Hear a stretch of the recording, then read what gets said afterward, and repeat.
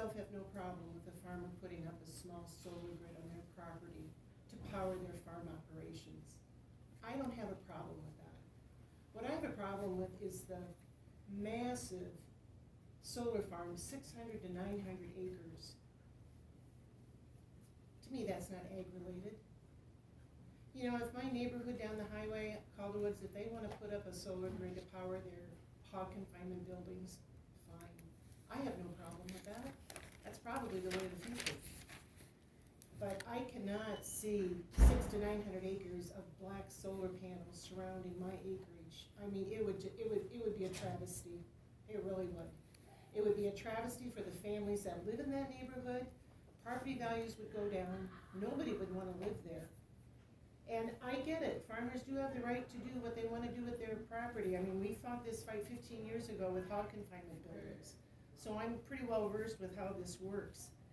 But this is a little bit different monster here that we're talking about. I mean, once those solar panels are there, they're going to be there for 25, 30, 35 years. Who in their right mind would want to live around something like that?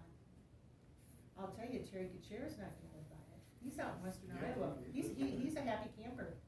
Another question came up too, of concern that, well, what if a city municipality would buy, for example, if they bought that land and they made it an industrial park, or whatever city does it, then what?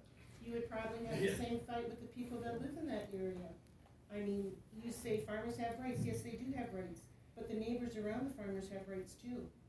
And I just feel that being that I don't own a bunch of land, I just own an acreage, that I don't have any rights here.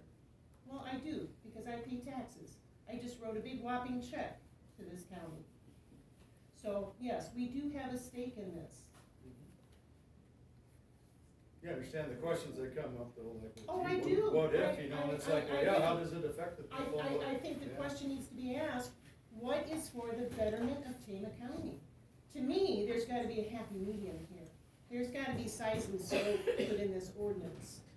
And I know you guys don't like limitations, but there really has to be something to protect the people, because, you know, today it's Terry Kuchera and his company coming in. Next week it could be somebody else. You know, you're a very wealthy farmer that lives down here that owns thousands and thousands of acres. What's preventing him from putting in, say, like a 2,000 solar farm? If the money was good, you know, is that what you want to see? I don't.